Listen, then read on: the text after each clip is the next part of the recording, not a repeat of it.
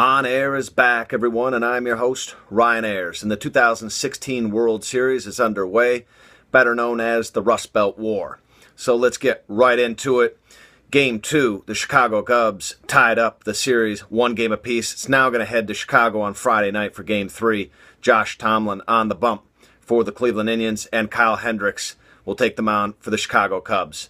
The series now is totally in the Chicago Cubs' favor, except for 1 point that I want to talk about on the Chicago Cubs side. This story about Kyle Schwarber coming out of nowhere. No one really expected him 2 weeks ago. It was pretty much a dream situation that he would ever be able to play in the World Series. Everyone basically expected him to partake in spring training next year, but not the World Series. But his knee was cleared. He was able to get back on the field in a DH role. But now, coming back to Chicago Thursday night, it came out that he will not be able to be medically cleared to play in the outfield. So he'll just take his swings as a pinch hitter. And for the Chicago Cubs' sake, they hope they never have to see him in the DH role again, because that could mean that they sweep these 3 games over the weekend and never have to go back to Cleveland for Game 6 or Game 7. On the Cleveland Indians side, the main factor I see taking place for them is Trevor Bauer.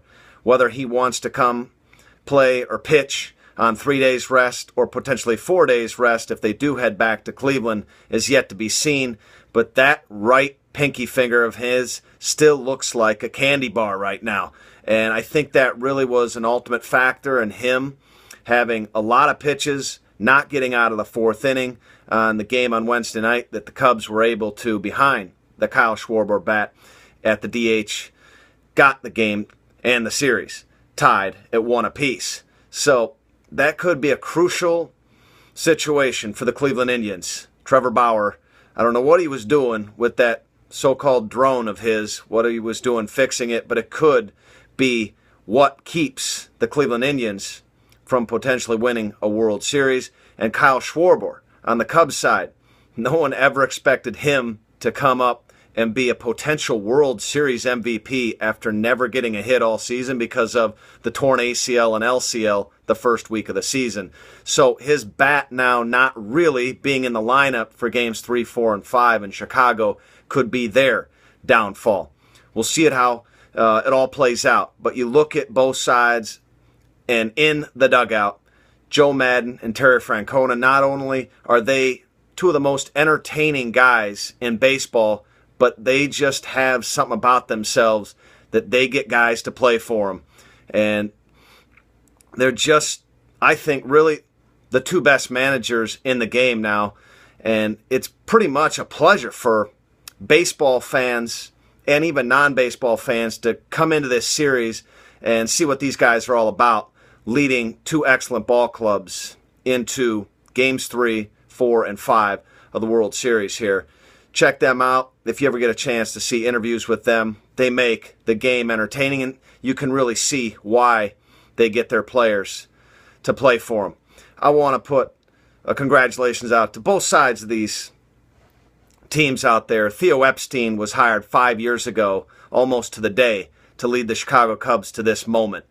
And he's done an unbelievable job and proven that his time in Boston was not, one-hit wonder or a pipe dream.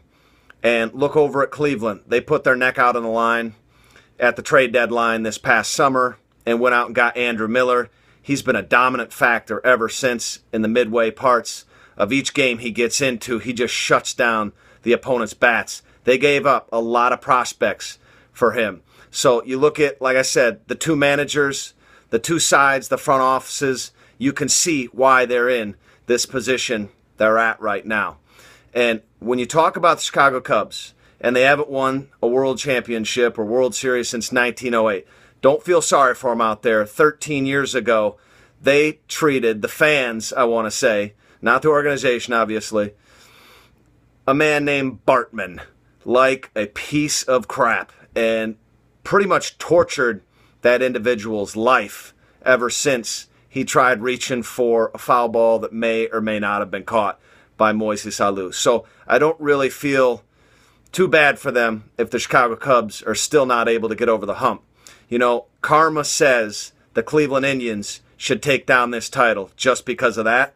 But on the other side, the Chicago Cubs have the most talented roster in baseball. So we'll see how it all shakes out over this weekend of the World Series. And with that, I want to let you know, you've just tuned in to another edition of On Air, and I am Ryan Ayers.